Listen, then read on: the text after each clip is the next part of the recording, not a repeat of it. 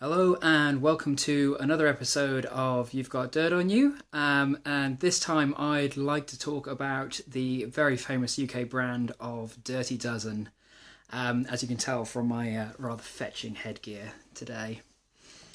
So Dirty Dozen, as I say, is one of the big brands on the OCR circuit, run by Doug the Beard. As you'd expect from a big brand, they do several events at several locations, and they also offer several different distances. Their flagship event, the Dirty Dozen, is an officially 12k race. They do a shorter 6k Dirty Dash and a longer 18k Dirty Destroyer. But Doug being Doug and OCR being OCR, those distances are a little shorter than what you will actually get for your money. Now, the trademark of Dirty Dozen is big obstacles, big, sturdy wooden obstacles, and they do not disappoint in those. They are all incredibly secure. They are all very, very distinctive. It almost feels like an insult, but they deliver everything that the Tough Mudder adverts promise. You know, it's got a massively great atmosphere. Their MC, Stu, is he's a bit of a character and he enjoys the mic as much time as he can get on it. And the other big thing to note before I start talking about the race itself is that the race director Doug has a rather unique feature in that he always meets every competitor at the finish line. You get your Doug hug, as it's known, and your finisher's photo with him. And these are put up very, very rapidly, well within 24 hours. You'll be able to get these online, and they're the usual high quality you'd expect from a leading race brand.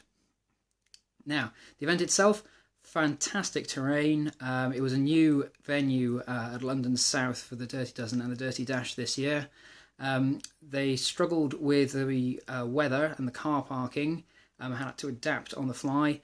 Now, there were complaints about that. However, I have to say, competitors, first gear, take it slowly. There were an awful lot of people there revving away. You were digging yourselves in. It's nothing to do with organisation. And point two, the team on site, again, were working really hard in quads and tractors to get everybody out, and in some cases to get people in.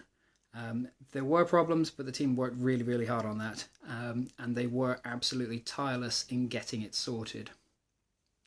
Race up terrain, as I say, fantastic. The obstacles, huge. My personal favourite remains the lollipop heads, followed by a floating wall, as in quite literally, for those who've somehow missed Doug's videos, it's, is it 8 foot or 6 foot wall that's floating in the middle of a lake. So you swim out, you've got a hell of a job to get onto the thing, having already ducked yourself completely twice, and then you have to climb over it. It sounds simple, but it's actually surprisingly challenging. It's a lot of fun, and I haven't seen anything like it anywhere else, not only in our UK races, but also fooling around online, seeing what the other countries have to offer. So, excuse me, I really like that one. If my description doesn't make much sense, have a look at the Instagram channel. I do have a clip up of some of the later competitors taking a steady run through there, so you can see exactly what I mean. In terms of organisation, signing in, incredibly slick, very high quality pack, with, as you'd expect, your number, your timing chip, your wristband for your bag drop. Bag drop free, photos free, parking free. If a brand like Doug can do it, everybody else can do it too. Work on your budgeting, guys, because that's a really big draw factor. The only thing I would say that was missing in this one, the venue itself was quite exposed, and even some windbreaks. A changing room would have been perfect, but I do appreciate marquees aren't cheap, but just some windbreaks probably would have helped. I was due to do the Dirty Dozen, then the Dirty Dash, but quite simply was too cold for it to have been safe, never mind enjoyable. I know I'm not the only person who felt that way, which was a shame, but limited resources, etc. To the organisers' credit, again, though, we spoke to them, well, I spoke to them, and I know others have too, regarding deferral, and there wasn't the slightest quibble about that. I'll obviously be happier when I've got it in writing, but complete trust there, so cannot fault the attitude and approach.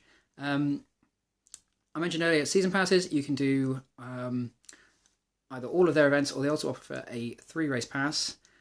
Your best bet there is to do one of each distance, because if you do, you get one of the rare Dirty Dozen medals, because you don't get a medal for finishing an individual event, only if you manage all 3 of Doug's distances.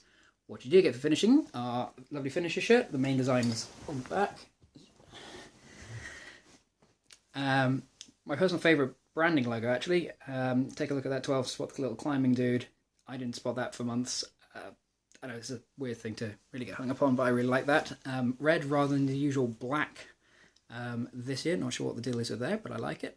And these distinctive bobble hats, which, again, it's quirky, it's different, it's also incredibly practical. This has seen a lot of use already.